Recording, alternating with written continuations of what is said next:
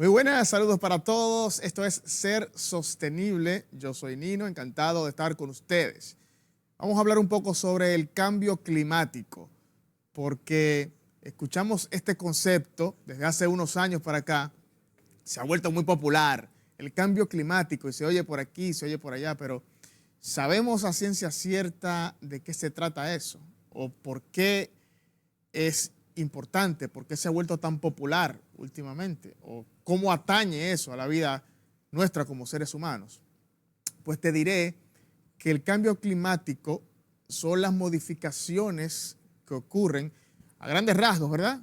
Las modificaciones que ocurren en el marco del esquema habitual del clima del planeta a largo plazo. Y subrayo la frase a largo plazo porque sabemos que el clima del planeta a corto plazo varía, ¿no? Eso es normal.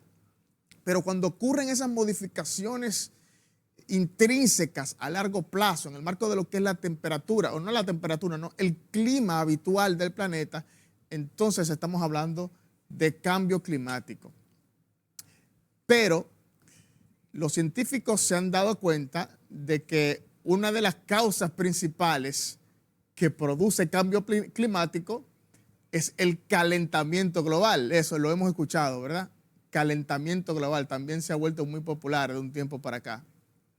Y que a su vez el calentamiento global es consecuencia de la actividad humana. Pero Nino, ¿cómo así?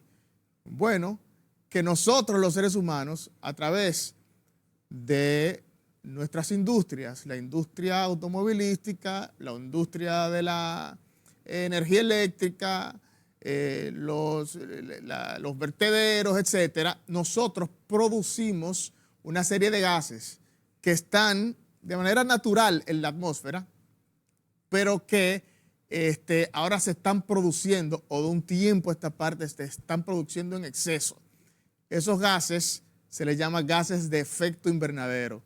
Eso también lo hemos escuchado, ¿verdad? Gases de efecto invernadero. ¿Y cómo repercute eso? Bueno, esos gases de alguna manera cubren la atmósfera de la Tierra y entonces provocan que la Tierra se caliente. Para entender eso, hay que saber de alguna forma lo que es un invernadero, ¿verdad?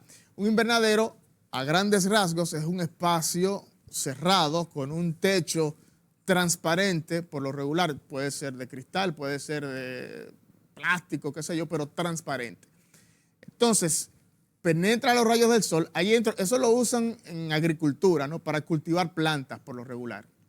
Entonces allí se cultivan esas plantas bajo un esquema climático controlado. Los rayos del sol penetran y entonces, no voy a explicar eso de manera científica, pero en sentido general, esos rayos de alguna forma en ese espacio cerrado se quedan como aprisionados y eso allí dentro se calienta.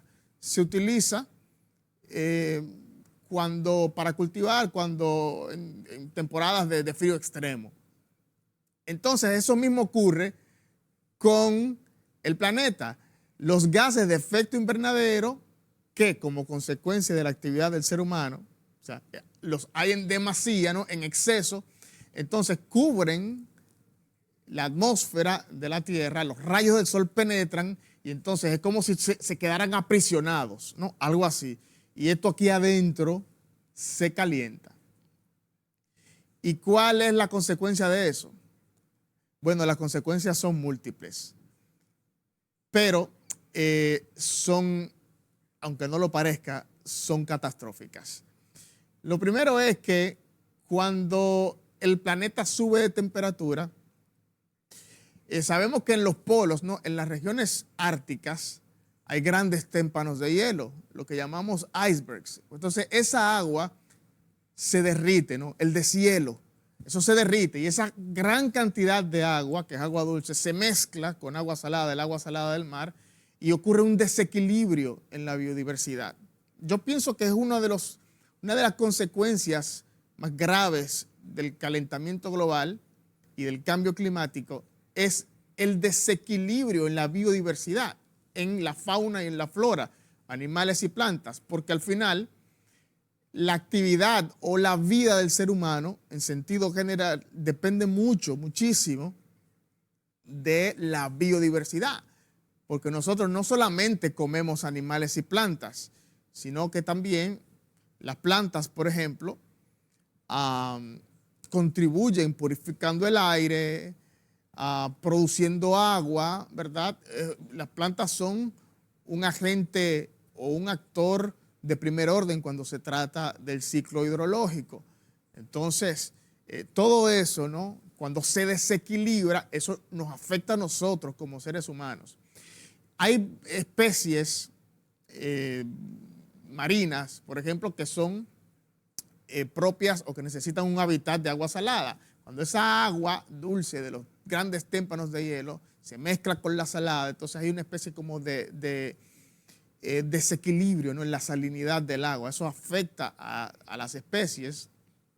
Igual ocurre con muchas otras especies que mueren o que tienen que emigrar por consecuencia de los cambios en el clima.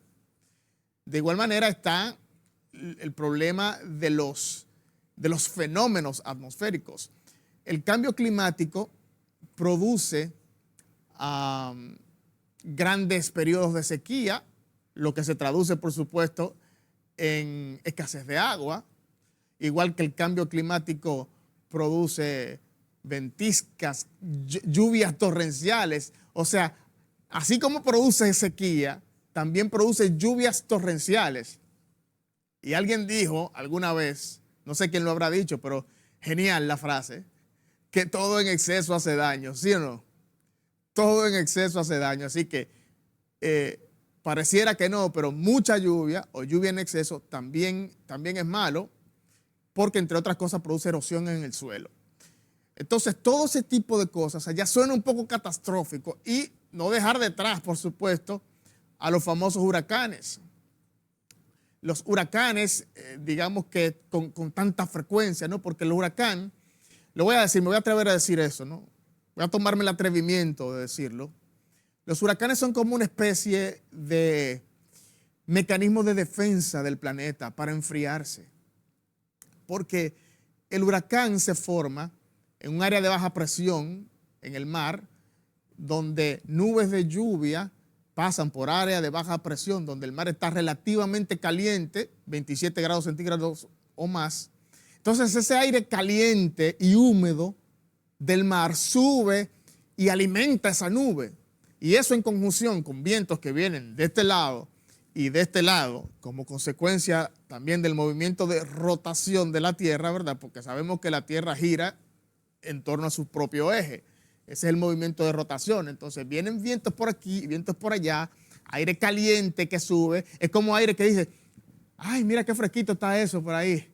Y hacen así, déjame coger para allá. Y ese aire caliente y húmedo sube y se une a los vientos y ahí se forma el huracán. Así se forma el huracán. Y bueno, por eso el huracán se manifiesta así, como si fuera un 69, ¿no? Un 6 y un 9, o sea, que ese tipo de giro.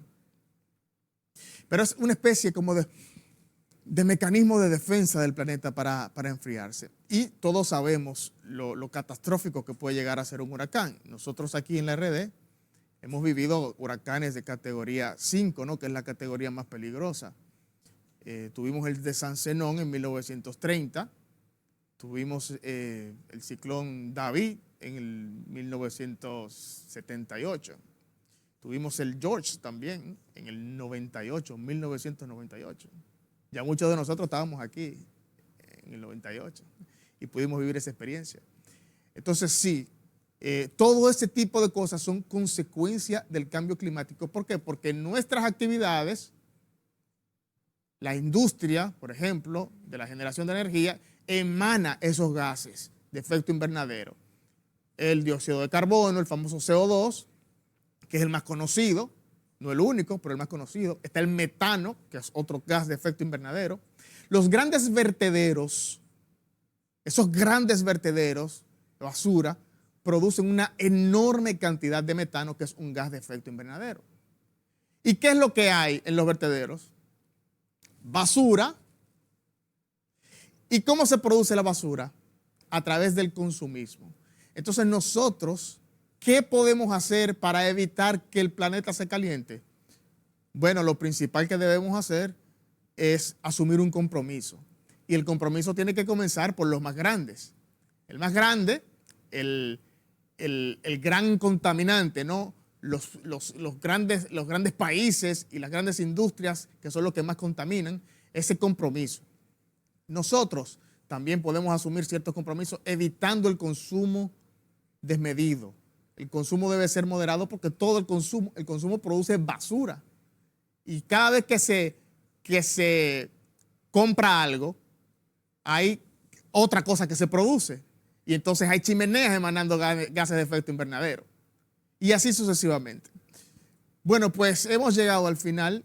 Les damos a ustedes las gracias por estar con nosotros como siempre y les invitamos, como no, a que estén junto a nosotros en otra entrega de Ser Sostenible la próxima semana. Adiós.